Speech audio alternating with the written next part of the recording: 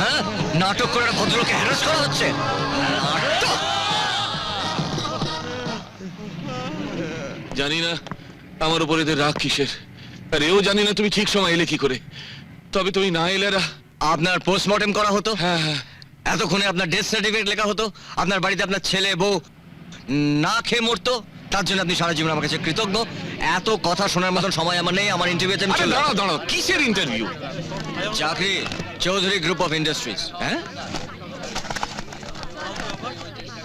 Chief mechanic?